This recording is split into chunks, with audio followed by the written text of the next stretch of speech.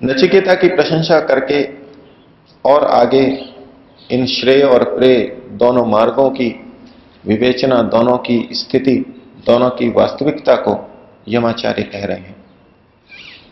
इस खंड के पहले श्लोक में ही उन्होंने कह दिया था कि दोनों रास्ते अलग अलग हैं और दोनों के लक्ष्य भी अलग अलग हैं। ये दो अलग अलग रास्ते किस प्रकार से हैं उसको और स्पष्ट किया जा रहा है। दो अलग अलग रास्ते इस रूप में भी कोई व्यक्ति मान सकता है कि एक ही स्थान पर जाने के लिए दो रास्ते समानांतर चल रहे हों। जैसे कि आजकल बड़ी सड़कों पर दोनों तरफ सड़कें चलती हैं और अगर वो दोनों ही एक ही तरफ चल रही हों तो हम कह सकते हैं कि दोनों रास्ते चल रहे हैं। अर्थात यदि दो रास्ते समानांतर चल रहे हों तो भी हम कह सकते हैं कि ये रास्ता अलग है और ये रास्ता अलग है, क्योंकि रास्ते तो दो हैं, रास्ते तो अलग हैं। तो अलग अलग मानते हुए भी कोई इन दोनों रास्तों को समानांतर मान सकता है कि चाहे अध्यात्म के मार्ग पर चलो, चाहे भौतिक संपन्नता के मार्ग पर चलो, कुल मिलाकर के तो दुखों की निवृत्ति और सुखों की प्राप्ति ही होनी है। तो रास्ते अलग अलग हैं लेकिन समानांतर हैं, ऐसा कोई सोच सकता है। तो उसकी स्पष्टता के लिए यमाचार्य कहते हैं, दूरम एते विपरीते विशुचि। ये जो दो रास्ते हैं ये दूरम, दूर दूर हैं, ये पास पास में नहीं है। कि दोनों पास पास में एक ही लक्ष्य की तरफ जा रहे हों, ऐसा नहीं है। ये दोनों दूर दूर हैं, बहुत दूर दूर हैं। तो किसी के मन में आ सकता है कि भले ही दूर दूर हों लेकिन जा तो उसी दिशा में रहे हैं, दोनों से ही दुखों की निवृत्ति और सुख की प्राप्ति होगी। तो कहा विपरीत है, ये दोनों रास्ते विपरीत हैं, ये दोनों रास्ते अलग अलग हैं, दूर दूर हैं। और तीसरे विशेषण से बिल्कुल स्पष्ट कर दिया, ये परस्पर विपरीत रास्ते हैं। अजमेर से तुलना की जाए तो एक दिल्ली जाने वाला है और एक अहमदाबाद जाने वाला है, बिल्कुल विपरीत रास्ते हैं। और इसके माध्यम से वो संकेत देना चाहते हैं कि दोनों रास्तों पर एक साथ व्यक्ति नहीं चल सकता, एक रास्ते को उसको छोड़ना होगा। अगर श्रेय मार्ग पर चलना है तो प्रेय मार्ग को उसे छोड़ना होगा। प्रेय मार्ग को छोड़ने का अर्थ है कि सांसारिक साधनों, सुख सुविधाओं को ही भोग करके आनंद को पा लेना, ये लक्ष्य हमारा न बना रहे। यहां उपनिषदकार का यह तात्पर्य नहीं कि श्रेय मार्ग को ग्रहण करना है तो हम हमारे सामान्य उपयोग की वस्तुओं का भी ग्रहण ना करें। यह तात्पर्य है कि जो प्रेय को स्वीकार कर लेता है, इसे ही अपना अंतिम लक्ष्य मान लेता है और भोगों को भोगने को ही जीवन की सार्थकता समझता है, इस लक्ष्य को लेकर के श्रेय मार्ग पर व्यक्ति नहीं चल सकता। ये दोनों बिल्कुल विपरीत रास्ते हैं। दूरम एते विपरीते और विशुचि, और इनके परिणाम भी अलग अलग हैं। दोनों किसी एक लक्ष्य पर नहीं पहुंचाते, विपरीत मार्ग हैं और इनके परिणाम भी विपरीत हैं। और इनका क्या परिणाम विपरीत है उसका कुछ संकेत पिछले श्लोक में किया कि जो श्रेय का वर्णन करता है उसका तो साधु होता है, अच्छा हो जाता है, लेकिन जो प्रेय का वर्णन करता है वो अपने लक्ष्य से च्युत हो जाता है। और इनके लिए दूसरे शब्दों का प्रयोग किया, अविद्या या विद्येति ज्ञाता, जिनको कि अविद्या और विद्या इन दो नामों से भी जाना जाता है। श्रेय मार्ग विद्या का मार्ग है और प्रेय मार्ग अविद्या का मार्ग है।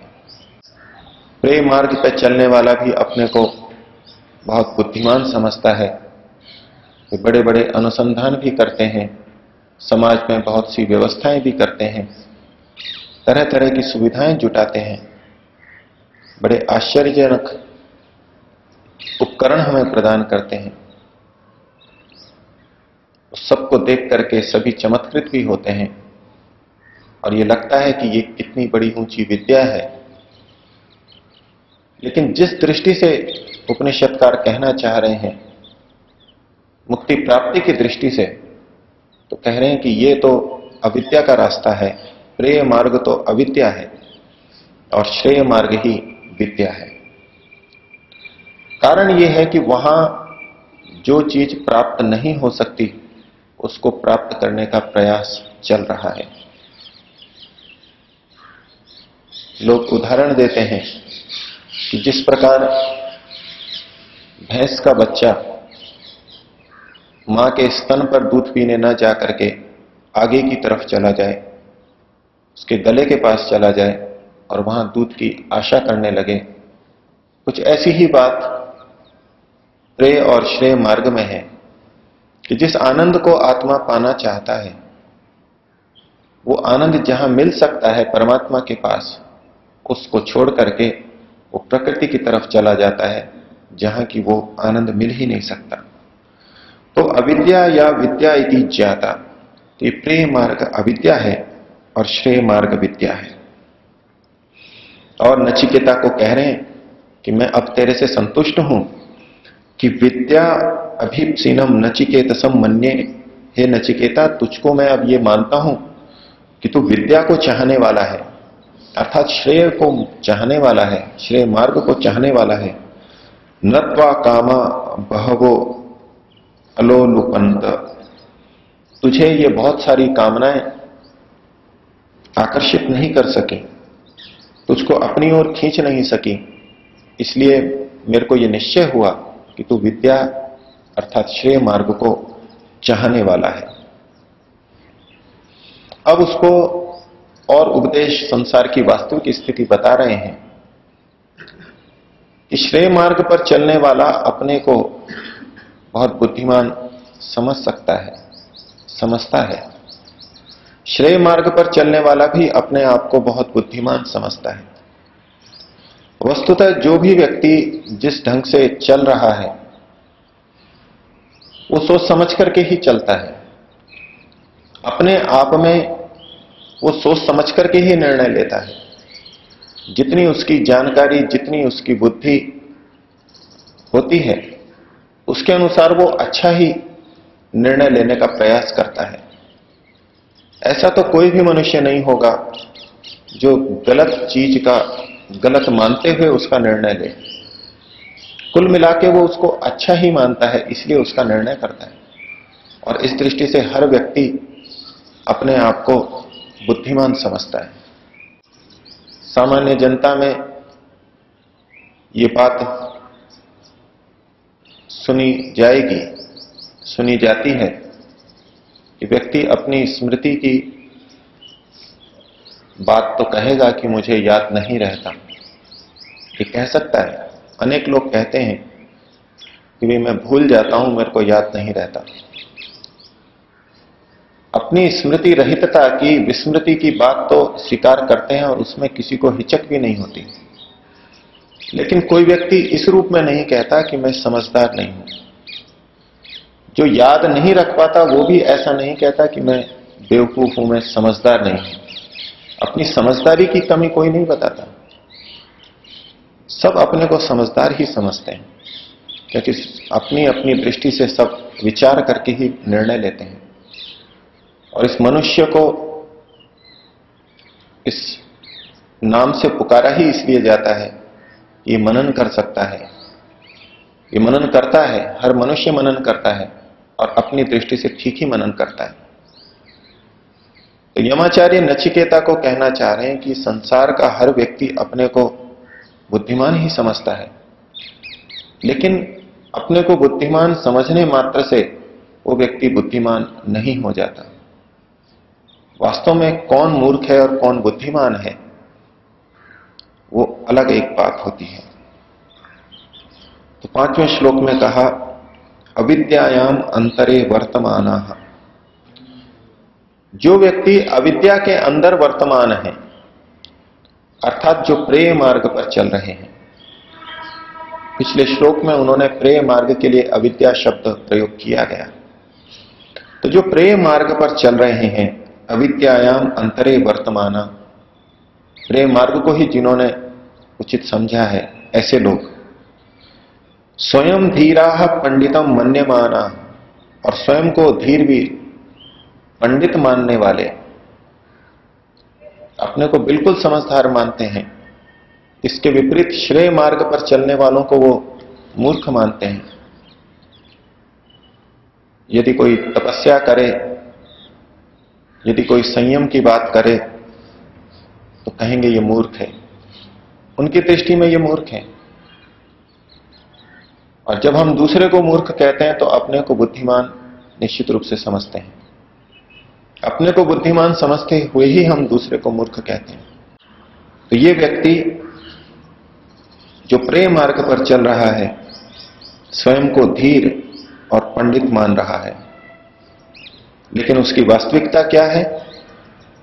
उसको अगली पंक्ति में कहा, दंद्रम्यमाणा परियंति मूढ़ा अंधे नैव नीयमाना यथांधा। ये प्रेय मार्ग पर चलने वाले और अपने को बुद्धिमान समझने वाले दंद्रम्यमाना मूढ़ा परियंति, ये इधर उधर के रास्तों पर चलते हुए मूर्खों की तरह से ठोकरें खाते रहते हैं। जो प्रेय को श्रेष्ठ मानता है, प्रेय को ही वर्णीय मानता है, वो उन साधनों की प्राप्ति के लिए कुछ भी इधर उधर के मार्गों को अपनाएगा, कुछ भी कर्म कर सकता है। वो उसके लिए सीमाएं ही नहीं रहती। तो इधर उधर चलता हुआ वह कुटिल रास्तों पर चलता हुआ ऐसे ही ठोकरें खाता रहता है। और उसकी स्थिति कैसी होती है? उपनिषदकार बड़े कठोर शब्दों में कह रहे हैं, अंधे नैव नीयमाना यथांधा। जिस प्रकार अंधे व्यक्ति के द्वारा दूसरे अंधे व्यक्ति को ले जाया जाए तो वो दोनों ठोकरें खाते हैं। कोई नेत्र वाला अंधे व्यक्ति को लेके जा रहा हो तब तो ठोकर से बच सकता है, ठीक रास्ते पर जा सकता है, लक्ष्य तक पहुंच सकता है। लेकिन अगर ले जाने वाला भी अंधा ही है, नेत्रहीन है, तब तो ठोकरें लगेंगी, तब तो गड्ढे में वो गिरेंगे। तो इस अविद्या से ग्रस्त होकर के उसके पीछे पीछे चल रहे हैं, प्रेय को ही अपना लक्ष्य मान करके उसके पीछे पीछे चल रहे हैं। एक तो अंधा वो व्यक्ति है जो इस मार्ग पर चल रहा है, और उसको ले चलने वाला है यह प्रेय मार्ग, ये अविद्या।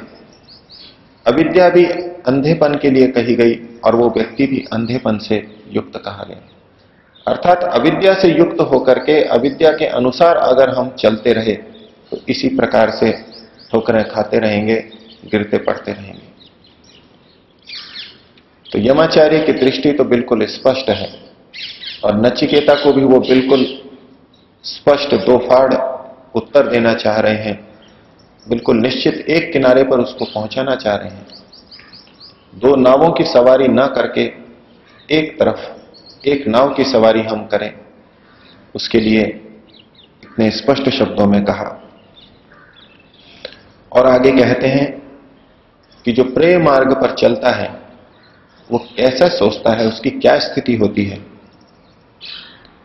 न सांपरायः प्रतिभाति बालम प्रमाद्यंतम वित्त मोहेन मूढ़म। जो वित्त के मोह से, वित्त के लगाव से, धन के संपत्ति के लगाव से मोहित है, गर्वित है, ऐसा व्यक्ति, ऐसे व्यक्ति को, ऐसे मूढ़ व्यक्ति को, और उसके लिए बाल शब्द भी कहा, उस बच्चे को, वो बच्चे की तरह से है। न सांपरायः प्रतिभाति, भविष्य का जन्म, लोक परलोक, मुक्ति की बात उसको ज्ञात नहीं होती। धन संपत्ति चाहने वाला परलोक की बात, मुक्ति की बात नहीं सोच पाता, और वो सोचता है अयम लोको नास्ति पर इति मानी। अयम लोकः, केवल यही लोक है जिस जन्म में विद्यमान हूं, बस यही जन्म है, ऐसा वो सोचता है। नास्ति पर, दूसरा कोई लोक नहीं है, दूसरा कोई जन्म नहीं है, इति मानी, ऐसा मानने वाला वह व्यक्ति पुनर्वशमापद्यते है, बार बार मेरे वश में आता है। ये मृत्यु कह रहा है। अर्थात जो व्यक्ति पुनर्जन्म को नहीं मानता, अपने जीवन को, वर्तमान जीवन को लक्ष्य बना करके ही आयोजित करता है, उसकी योजना बनाता है और इस शरीर तक ही जीवन को मान करके सब कुछ क्रियाकलाप करता है, वो बार बार मृत्यु के वश में आता है। अर्थात इसी प्रकार से जन्म मरण को प्राप्त होता रहता है। यमाचार्य कहना चाह रहे हैं कि पुनर्जन्म की बात, पुनर्जन्म को स्वीकारना अपने आप में कितना महत्वपूर्ण सिद्धांत है। इसका यह भी अर्थ नहीं है कि जो व्यक्ति पुनर्जन्म को स्वीकार कर लेते हैं उनके जन्म नहीं होंगे। पुनर्जन्म को केवल वाचनिक रूप से स्वीकार कर लेना जन्म मरण के चक्र से छूटने का कारण नहीं बनता। पुनर्जन्म को मानने का अर्थ बड़ा व्यापक है। जो पुनर्जन्म को मानता है वो कर्मफल व्यवस्था को भी मानेगा। जो कर्मफल व्यवस्था को मानेगा वो उसके संचालक, न्यायाधीश परमात्मा को भी स्वीकार करेगा और कर्मफल व्यवस्था को निश्चित रूप से स्वीकार करके वो धर्म के रास्ते पर ही चलेगा। अन्याय, अत्याचार, अधर्म कभी नहीं करेगा।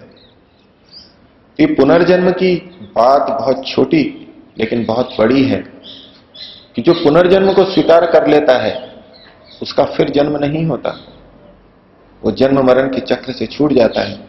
और जो पुनर्जन्म को स्वीकार नहीं करता, अर्थात इसी जन्म को मानता है और ये मान लेता है कि इस जन्म के बाद तो कुछ लेन देन नहीं बचेगा, चाहे इस जन्म में किसी से कुछ भी ले लो, कुछ भी भोग लो, कोई लेन देन मेरा नहीं रहेगा, इस शरीर के छूटते ही सारा खाता खत्म हो जाएगा, ऐसा व्यक्ति बार बार जन्म मरण को प्राप्त होता रहता है।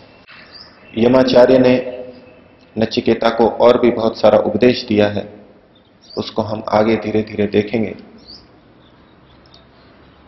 आज के विचार में यमाचार्य के वाक्यों में जो संदेश दिया उसे हम विचारें।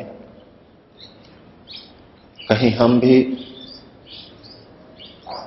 अंधे के द्वारा लिए जाते हुए अंधे के समान तो नहीं है? क्या हमारे को भी अविद्या ही नहीं खींच रही है? इस प्रेम मार्ग को स्वीकार करते हुए भी हम अपने आप को बुद्धिमान तो नहीं मान रहे? हम सबका कल्याण, पूर्ण कल्याण श्रेय मार्ग पर चलने में है, ये भावना हमारे मन में बैठे। परमात्मा से प्रार्थना करेंगे।